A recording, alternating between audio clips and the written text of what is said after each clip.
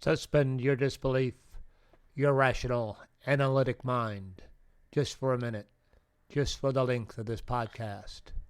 What if all I am about to tell you is the truth? What if the information you will be provided is from a divine source? Just for this time, I am your Axis Mundi. Consider this podcast your channel, your second opinion. When I do a reading, something larger than myself is working through me. So ask what you wish. This is your channel, your doorway to the divine. Welcome to another week of Johnstarot. Welcome to you from wherever in the world you may be listening. Welcome to you from Pennsylvania. You are talking to a man who has laughed in the face of death, sneered at doom, and chuckled at catastrophe. Welcome to you from Florida. Try to relax. This will feel a little weird. Welcome to you from Georgia. You take the blue pill. The story ends. You wake up in your bed and believe whatever you want to believe. You take the red pill. You stay in Wonderland. And I show you how deep the rabbit hole goes. Welcome to you from New York. Quiet, numbskulls, I'm broadcasting. Welcome to you from Montana. Are you trying to give me the double talk? Welcome to you from Alberta, Canada. Now, don't make any more mistakes. Welcome to you from France. Certainly. If at first you don't succeed, keep on sucking till you do succeed. Welcome to you from Edinburgh. Your choice is simple. Join us and live in peace, or pursue your present course and face obliteration. Welcome to you from Belgium. This is madness! Welcome to you from Sweden. Well, I'm very pessimistic. Welcome to you from Ireland. What do we got here for Ireland? Stay on the bomb run, boys. I'm going to get them doors open if it hair lifts everybody on Bear Creek.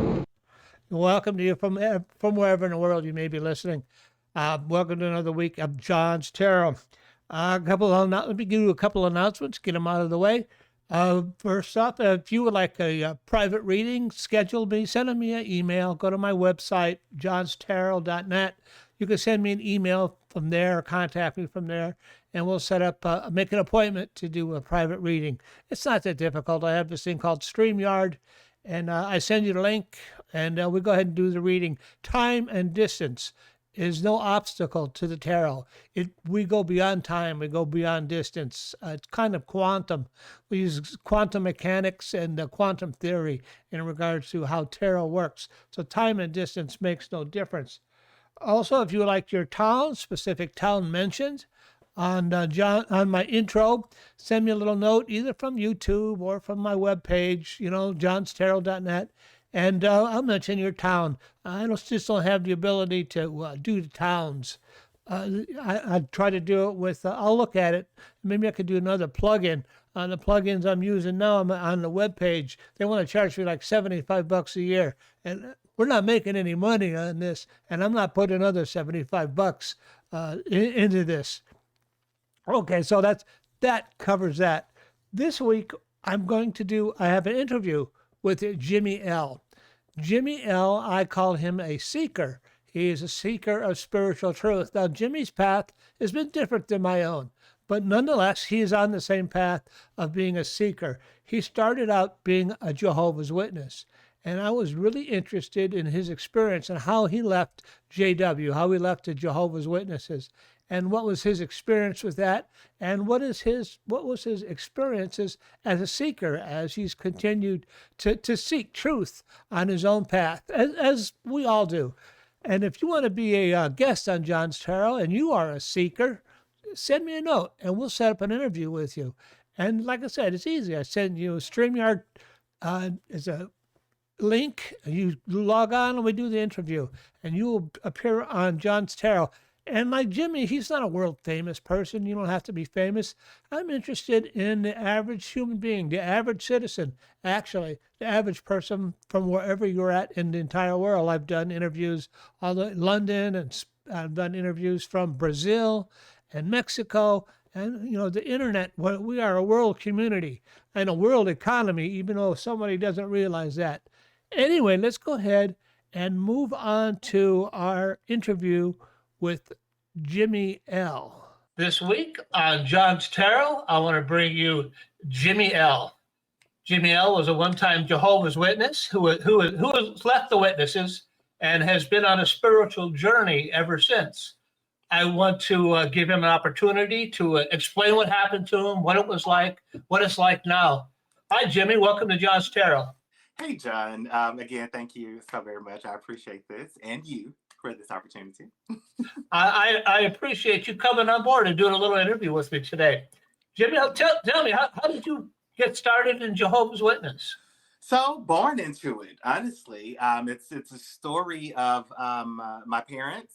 My grandmother originally started it for the family, and I don't want to say it started the truth, but she started to go to the Kingdom Hall. That's what we call the church. She started to go. She eventually drug my mom into it. And my mother met my dad at the Kingdom Hall. And so I was truly the tale of what you would love to hear from a religious perspective, where the two met within the truth, within the church, planned to have me. And here I am. And so they kind of course, brought me along for the experience. Well, it was a good plan. I'm glad to see it worked out. I know. I love to hear, and I love to tell that because so many people within my community were not necessarily planned. And so I'd love to be able to say that I was truly a planned product. It wasn't just, oops, here I go, So anyway, I just love to repeat that. What was life like in the JW? What was it like growing up there? Growing up in it, I didn't know any better, and I want to say this as well. My mother's different, and she's still a Jehovah's Witness to this day, but she didn't pigeonhole us to the religious standpoint. We were forced to go every Sunday. We would go and knock on doors. We would have to, be there and do the events. And but she didn't force us. And I say that to say this because we were the only ones, a part of our family, that were in the Jehovah's Witness realm. Everyone else was kind of, other Christians and other denominations. Oh, did I lose you, John? No. Okay. I switched back and forth a little bit. We're okay. Okay. But I say that piece to say this because I got a chance to see my family members kind of celebrate different religions, like holidays and stuff. And so, but my mother never denied us. So if they wanted to buy us a gift or something like that, she would allow that to happen. And so now we didn't celebrate within our home per se, but she did not deny the other family members for kind of helping us and allowing us to participate into what they believed in. And so growing up was kind of like, it was half and half for me. I got a chance to see what Jehovah's Witnesses did and what they believed in. And I got a chance to see how the other half of religion kind of worked.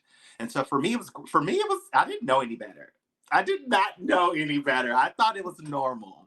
I thought it was normal. So I didn't know any better. As a kid. Well, you brought up one important question I wanted to ask you. When the Jehovah's Witnesses come to my door and they knock on their door, are they coming with a sincere desire to save me, or are they just trying to recruit me? So honestly, it's a bit of both. Okay, it is truly a bit of both. And mind you, I also want to say this: I have not been in this religion in probably 20 plus years. So I would assume nothing has changed, or if it has evolved, it probably has not evolved that much. But when they're knocking on your door, they really are trying to spread the word or spread the gospel. They are trying to recruit, typically. But recruiting, the term itself, typically has a very negative meaning. And I don't think this is what they're doing. They truly believe in going out to reach people. They truly believe in preaching the word. So when we worked, because we had a quota. So we had to, we would get so many watchtowers per week. We had a quota. Nothing would happen if you didn't meet your quota. But, you kind of had a quota. Every brother, every sister in the congregation would team up. They would have a quota to give out, to go and knock on so many doors, to deliver so many watchtowers, to try to reach as many people as they can. So again, it is truly genuine. And in fact, I will say this, because I know one of the things we talked about before this is kind of like, what have I learned from that religion? And one of the number one things out of every other denomination that I've ever been off into, reading the Bible, that the way the Jehovah's Witnesses, they teach, they don't skip around. They truly, if they're going to read a book of the Bible, they're reading that book of the Bible. It's not a pastor that says, oh, God spoke to me this week and we're going to read this passage and I'm going to give my interpretation. Oh, no, no, no, no, no, no. They legitimately read that book. And you're going to see that chapter. You're going to read that chapter and you kind of know what that's going to be week to week. And so that piece is what I've always loved, because it takes out the idea or the notion of I have the opportunity to skip around and take things out of context. So when you say, are they genuine? Yeah, they're genuine. So what happened to you that made you make this determination inside of you, say, well, this isn't working for me. I need to leave, right? What happened? So like I said, my mom, I am so grateful. I have the best mother on the face of this planet.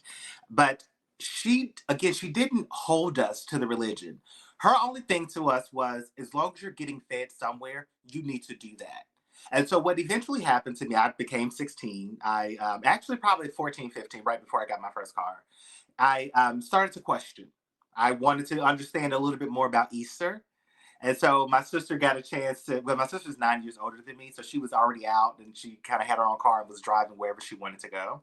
And so I was curious about Easter and what it meant in like other religions and how they perceive Easter and how they celebrate Easter. And we started to branch out. My mom started to allow me to kind of partake in those Easter events. And I think that church, I can't remember if it was Kojic or non-denomination. I cannot remember. But she would allow us to go. My sister and I, she would allow us to go. And so that kind of opened up the doors of, wait a second, there's a different style of preaching. Wait a second, there's a different style of teaching me. And so me as a human, I started to evolve. And so I had that piece mixed with one of the darker sides of Jehovah's Witnesses, which I don't like personally. And that's being disfellowshipped.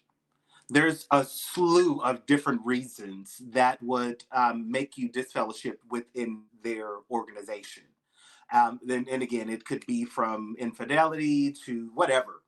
And when they disfellowship you, they take it very seriously. They not necessarily disown you, but if it's not business related or religious related, they have no communication with you. And so when you have a child who has an uncle who's also in the truth with you, and you're not allowed to speak to them, or you're not allowed to have this personal bond with them because they're disfellowshipped, that leaves a very negative taste in your mouth. Or because you got a divorce, being disfellowshipped, and as a kid, you don't understand what that means. And so you take that into place, and then you see this other religion that doesn't necessarily have that. It's more welcoming, it's more friendly, it's out and open, the music is loud and vibrant. You're just like, what the heck is going on over here? And so they kind of opened up the door for me to say, let's see what else is out here. How old were you when you left? I was 16 officially. I started, again, when I was like 14 or 15, riding with my sister. I got my first car at 16. And that's when my mom really started to hone in, like, okay, if you really don't want to be here, make sure you're being fed somewhere. And so every Sunday or Wednesday and Sunday, I was definitely leaving, going to someone's church, for sure. Did you lose a major support system or valuable relationships when you left? 100%. 100%. Again, on my mother's side, she's the only one that was in the truth. On my dad's side, probably 80 to 90% of his family was in the truth. I had lost all contact with them for the most part. And to be even more blunt, my dad passed away maybe 4 years ago now, almost 5 years ago. He had been long out of the truth, but a lot of his siblings, sisters and brothers were still in it. And even to the point where when he passed away, they did not show up to the funeral. Like, I think I had 2 of his siblings to show up to truly support me, because I was his only son.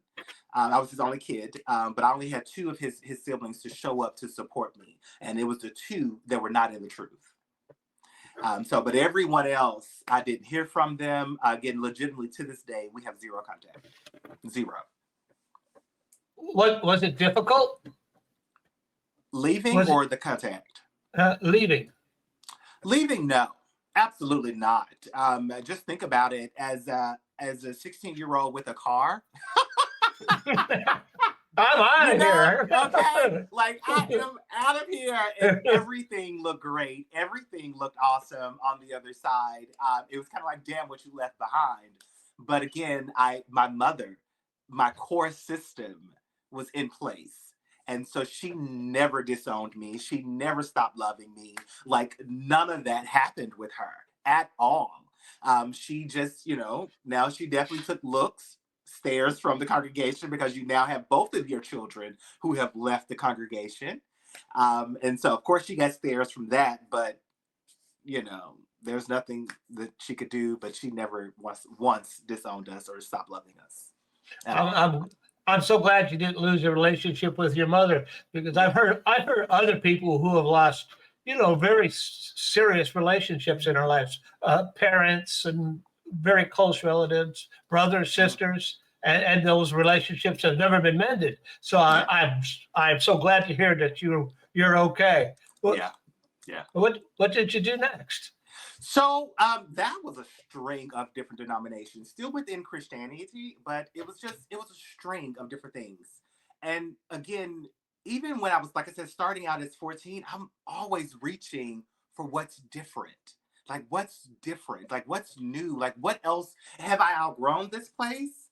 If I have outgrown it, then it's time to move on. So I went to a traditional Baptist church is where I kind of started, and I kind of planted some, ground. But then all of a sudden it became more about money than it did about helping. And so that became a problem for me. I don't need you to tell me. And the same thing happened when I tried the Kojic church. I don't need you to tell me to donate $100,000 or $100 this pay period. Like, I get it. You're trying to keep the doors open, but when your sermon is far more about that than it is about teaching or preaching the word, I began to lose interest. I just take what I've learned from you and I kind of move on. The next one that I know that I tried that really pops in my mind right now was a non-denominational church. And a friend of mine was going, one of my best friends, she was going at the time. And the apostle that was there, awesome man, freaking amazing guy. I learned so much about what I learned from him was not more so about the church, but more so about the different styles of preachers. At that time, I had no idea what the difference was, a pastor, preacher, apostle. I didn't know that there was a difference, but they all hold themselves in a different regard. And as an apostle within the Christianity, apostles are more so the highest of the high. And again, I did not know that. And so they all held themselves a little bit differently. And so listening to him and kind of watching how he held himself, it kind of gave me a different way of walking. It was more so of like, if you're a true believer, you believe in God, you believe in the God within you, you believe that this is the head of your life, then okay. Like, there's a level to this thing, and you cannot reduce yourself to what other past religions have kind of reduced you to. Not necessarily to say I'm an apostle, because that was nowhere near where my brain was, but I'm just like, if I am following the footstep, if I'm following this guidance, that means that I cannot be so low on this totem pole, and that means that I cannot think of myself as such. And so listening to him, and again, kind of following his lead, kind of gave me a different perspective of who I was as a person, as a follower. This is all kind of new information for me. So, an apostle, do they kind of they held themselves up as better than you, and you need to follow me, that type of thing? So, not necessarily to the congregation. So that's not what I mean, but more so of the teacher, the preacher, the apostles. Like, those are different levels of teachers, is how he explained it to me, or at least how he represented it to me. How many different religious on your journey? How many different religions have you sampled? Sounds like you've been on a bit of a smorgasbord. Yeah. And honestly, yes and no. And in regards to sitting down every single Sunday, there's probably only been just the Christianity and then the different rams of Christianity. Because even within the Jehovah Witness spam or things, it's still Christianity. Most latest that I've been kind of branched off into was Presbyterian.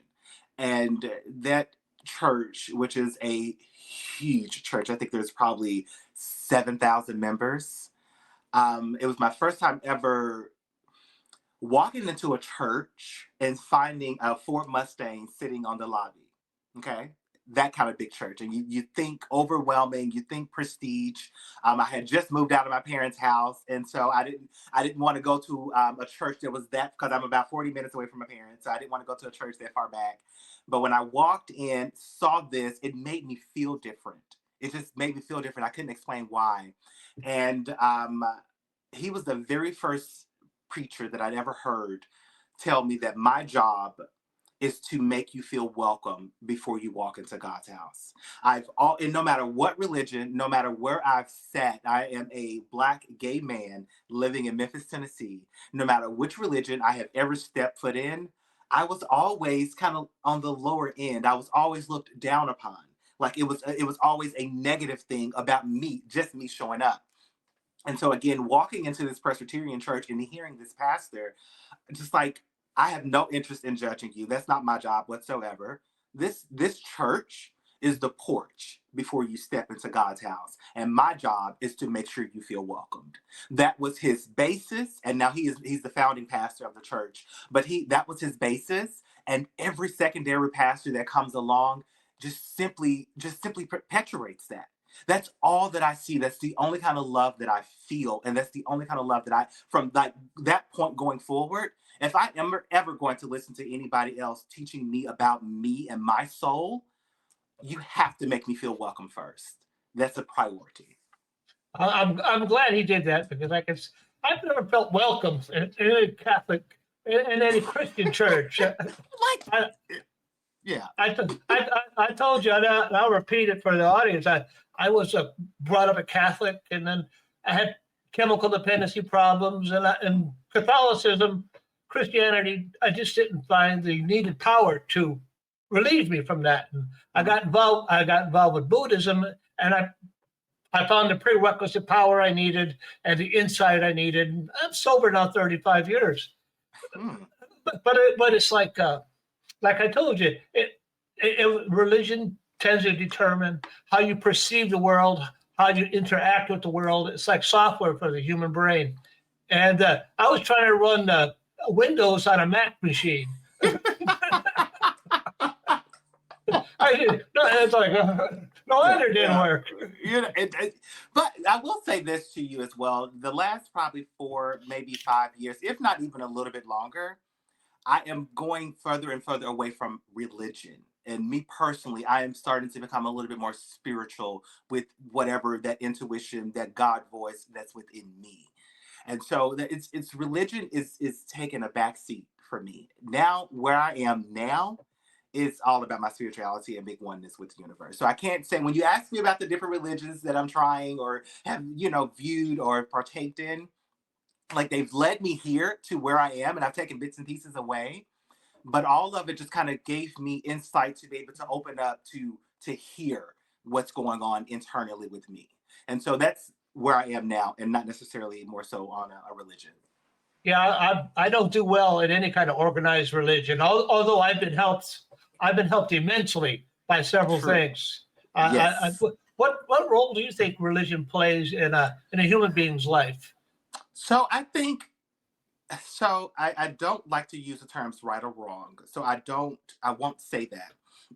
I think religion at its core, and just about all religions for the most part, at its core, it's just about love.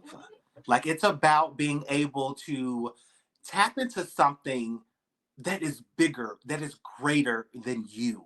Like I truly think at the end of the day, the foundation of religions, that's what it's all about. And I think that we use that, or at least the way it plays out in a person's life, is just, it opens you up. It allows you to evolve from that person that you are, that singular mindset that you have. It opens that door to the rest of the community that's around you. Is what I really believe. I think that that's the role of religion. I certainly think there's a higher power, and I think that's a part of every human being, is our need for belief in a higher power, or our need to access that part of us, that spirit that lives forever, that spirituality part. 100%. And different religions, I always looked at it like different religions offer different pathways to the same outcome. That feeling of oneness with God, with the universe, that life type of thing. What have you learned? What have you personally learned? The biggest takeaway that you've learned in your journey of different religions? To question. And honestly, that even started with Jehovah's Witnesses because they did not mind the questions. They would answer. So one of the biggest, I kid you, like it is the craziest thing. But it's probably one of the biggest takeaways that I've ever learned, like to question. If it doesn't make sense to you, it's okay to question. Like it's not wrong. It's not a negative thing. If you don't know, question. And so when I hear from people that this is the only way, this is the right way, this is what must happen, those are kind of like red flags for me. When you're upset with me because I'm questioning your beliefs or you're questioning what you said, not necessarily your beliefs, but questioning what you just said and your interpretation, if we're having a disconnect on that and you're leading me, then we probably are not going to have a further conversation. like thank you for telling me like it's okay, because this is a dialogue. And honestly, the biggest thing that I want to say this to you because it's back to questioning religion in general. Where I am now and how I believe now, I believe in the Bible. I believe that it is a book of stories. I 100% believe that. But I also know that I can't tell you a secret. I can't tell you a way of being, a life lesson for you to then pass to your wife, to who then pass to your children, to who then pass to their cousins. By the time that gets to the second and or third person, you and I both know that secret is going to be slightly diluted. It's going to have a new legs on it. And so when we talk about a book that is over 2,000 years old, I believe that it was perfect for the time that it was written, and that for who we are now in 2025, not to want to evolve, not necessarily just from the book, but being able to accept it for what it is a period in time, and not necessarily this is a drop dead end all of how you need to live your life 100% of the time. It is a living organism, and we are living organisms, and we are meant to evolve. And so I think that a lot of religions get stuck on this book and how it was written, and not the fact of who wrote it, which is also a whole nother topic for me. That's a whole nother topic for me, a whole nother conversation for me. But my thing is being able to question these things and being able to put your own, your where you are now in 2025. I'm sorry, but 2,000 years ago, what these things are not, it's not apples to apples. It just isn't. I personally don't believe that. Yeah, that was written for a different population, a different society, not the society we have today, where we have the internet and we right, and we're driving 60 miles an hour down the freeway and 80. checking our iPhones for I mean, self-driving cars. I mean, you name it. It just wasn't. It just doesn't seem, for me. It doesn't seem to progress along with our society and the changes that we are going through as a society. Yeah, are you currently involved in a religion, or are you an independent?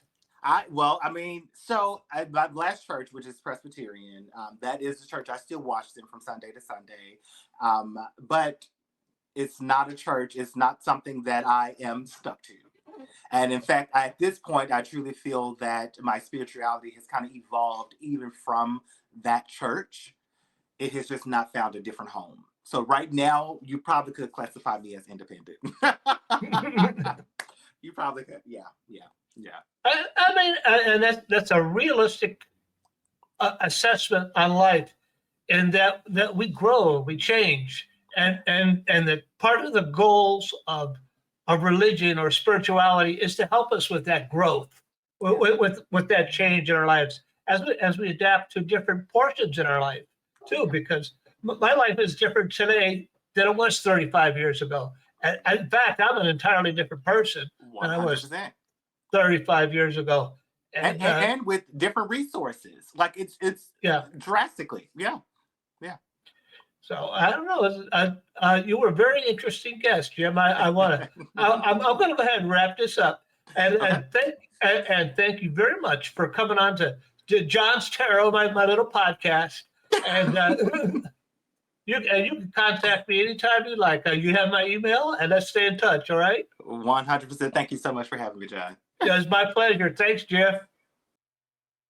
And that was my interview with Jimmy L., a fellow traveler, a fellow seeker. If you would like to be interviewed, let me know. If you're a seeker, these are the people I seem to tend to interview.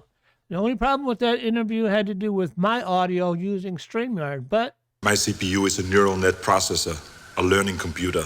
So I will continue to work on it. I will continue to work on my issues. Today I'm going to talk a little bit about, I have two issues I'm going to talk about. One has to do with the shooting in the Florida State University by a troubled young man named Phoenix Ikner. He was a 20-year-old troubled young man. He killed 2, injured 5. He was using a service weapon he stole from his adopted mother, Miss Jessie Ikner. Apparently this young man had... his birth mother had taken him out of the United States, separated him from his father, took him, I think, like to Norway for like 10 years, or when he was 10 years old. And I don't know how he ended up coming back. And then he was adopted by Jessica Ikner, who was, out of the goodness of her heart, was trying to help this troubled young man. And as a youth, she got him involved in this Youth Advisory Council, which is a program for youths between the Sheriff's Department and the youth. And these councils tend to be involved with, keeping kids out of trouble and better communication between the Sheriff's Department and the youth of the area. And sometimes they're a gateway into somebody who wants to get a job in law enforcement. They're kind of almost like a prerequisite. And he had trouble in trouble in Florida State in regards to some of the groups he had been involved with, some of the clubs, and he'd come in with some really radical ideas, some really radical thoughts, and he was asked to leave. Now, I had done a reading on these mass shootings a couple of years ago, and I had asked the tarot, what's going on with these mass shootings? And the answer I got was quite interesting. The answer I got was that we, as a culture, are in a cycle of violence, just as if you were in a relationship with a violent partner. So you have a violent outbreak, you have a period of quietness, a period of remorse and quiet, and then the tensions start to build, and then you have another violent outbreak. And certainly in terms of our economic situation and what's been going on with our economy and the trade and all those things, it's been a period of increased tension. And it manifested in another mass shooting. I don't know if any laws could have prevented this. If anybody could have prevented this. Then I asked the tarot, what would be a solution for this type of thing? And the solution came back that probably legislation, some type of gun control would be and a good intervention. Of course, that's been resisted by everybody, and nobody wants to do any type of additional gun laws. It probably needs to happen. And I don't know if that would have prevented this particular shooting anyway. But as in all these type of situations, when you are in a cycle of violence, the only thing that's going to change it is if you have an intervention. But even with an intervention, I don't know if that would have changed this.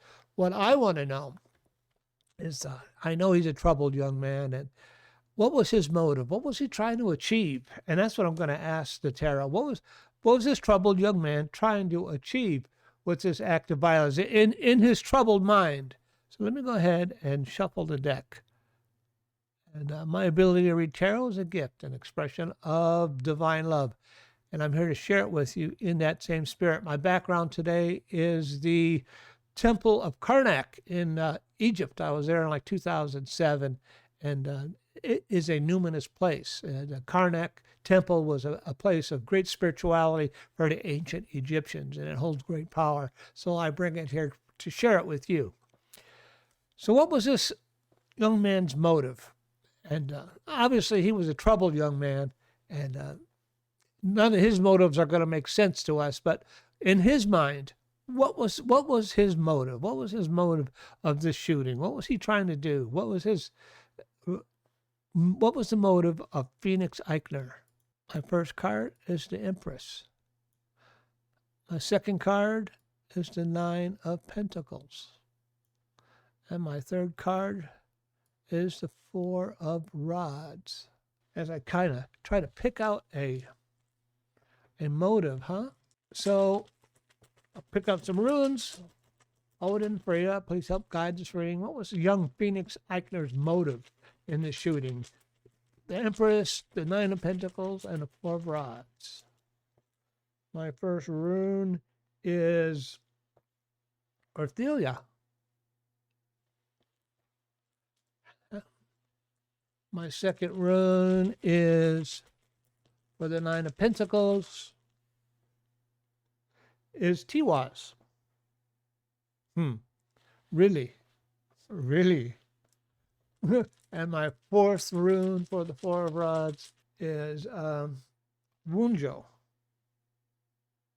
So the Empress. This young man had come from He'd come from a position of plenty. This kid was not starving. This kid, the Empress, there was much love given to this young man, as well as much opportunity, and that is the Empress. That's probably his mother, his stepmother. She had given him great opportunity and great, she was had access to some level of affluence that was supplied to this young man, the young Phoenix. And then the rune Orthelia has to do with inheritance. Why, he had inherited a very troubled life. He had inherited, no matter how much love you give a young man, he was not able to resolve his internal conflicts that came, and that which was his inheritance from his mother, his birth mother, and his father. This was a very troubled young man, and all the love that was supplied by his adopted mother was not enough. It was stripped away, and his true kind of troubled nature had come to the surface. And then the Nine of Pentacles has to do with grace. And again, this comes from his environmental factors that were involved with him. He had a period of grace. He was there in Florida State University, a lot of potential and a lot of opportunity. And instead, his nature was the warrior nature, the nature of Tiwaz as the warrior rune. And he was not satisfied in waiting for change. And he was going to force change on a situation. And that's what he did. He was trying to force change on a situation that he didn't fully understand, I don't believe. He'd come in, and the third card, the Four of Rods, has to do with the future, well, and a place of rest. Unfortunately, he is in a place of rest right now. He's under arrest, and he will be charged, and he will be tried, and he will be taken off the street. At least this individual, and the rune Wunjo has to do with fruit, ripening fruit, and victory. And I see this as starting. The victory that we can expect is the starting of a more open discussion in regards to this issue of us being in a cycle of violence. That is the fruit. That is what's going to come from this tragic situation of Mr. Phoenix Ikner. we're going to have more discussion on our gun laws, what's driving this type of thing, open shootings. Maybe my little theory on being in a cycle of violence will start to be discussed and start to be worked on, and that'll be the fruit of young Jimmy Ikner's unfortunate choices. He's a troubled young man. He was just not able to get a hold on it, and that is what happened to Mr. Ikner. He was trying to force change. He saw himself as a warrior, and unfortunately, with some unfortunate outcomes. Let me go ahead and gather the cards. And my next one has to do with, now, I've talked in the past about not wanting to do anything political. I've really tried to stay out of it. But sometimes when something is so wrong, I have to address it. And what the issue I'm going to address now is with Kilmar Abrage Garcia and his being exported to a concentration camp in El Salvador without due process. Now, nobody is against the current administration trying to clean up the streets and get dangerous gang members off the street. I support that. But you have to go through the process. And the process for this, and our current administration has chosen to ignore the process. Now, we are a country of laws, and we are all subject to laws, and that includes the executive branch of government. And the current law is that you have to go through due process. And our current administration has chosen to try to override the laws. Now, if we don't like the laws, you can change the laws. And until then, we are bound by the laws. And the danger of this situation is this is the same thing that happened in pre-war Germany. So it happened in drips, a little bit at a time. So you could take Mr. Garcia off the street and we all get used to it. And we just don't want it to set a precedent of ignoring the laws. We get used to it. And then what's next? So what's next is what happens if our administration then doesn't like journalists, and could they be disappeared, taken off the street without due process, without appearing before a judge? What if the next one is your son, your daughter, or you? That is the precedent we're trying to stop. I'm not against him being taking violent people off the street. I have to raise my voice against this being a precedent. We don't want this to be something we all get used to. It has, you have to go through due process, or you have to change the law. You cannot just be a law unto yourself. And that is the problem. And that's what I am speaking against. So what I want to know is what will be the outcome of Mr. Garcia. Now, you can send me a note. You can leave it on YouTube, voicing your opinion. This is just my opinion. Maybe there are some things that I don't understand. It could be. I don't know all. But as it's been presented in the media, it's a violation of the law. It's a violation of the Supreme Court's verdict on this issue. And, like I said, if you want to change the laws, change the laws. Until then, we are all subject to the laws. So let me go ahead and shuffle the deck. Gather the cards. And shuffle the deck. What is going to be the outcome of Mr. Garcia? Now, he is a test case. What is going to be the outcome for Mr. Garcia? Will he be brought forth and face a judge, which is all anybody's asking? If he's a dangerous gang member, fine. Bring him forth, bring him in front of the judge, show your evidence, and then just do the due process. We just we want to follow the laws, follow the rules, and not set a precedent where people could be abducted off the streets without going through due process, because that sets a dangerous precedent, and that is my complaint. What outcome can we expect from this Abrage Garcia incident?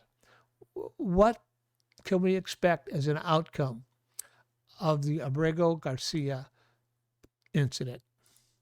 Our first card is a 6 of Swords. That's very interesting. Our second card is a 10 of Swords. That's also interesting as it relates to this. My third card is the Page of Cups. Okay? Okay, it says what it says, and it will be what it will be. And I'll throw some runes on it, and we'll start to wrap this up. My first rune for the 6 of Swords. This rune is called Jira. Has to do with the seed, a planting, for a later blossoming. My second rune for the 10 of Swords is Ensus.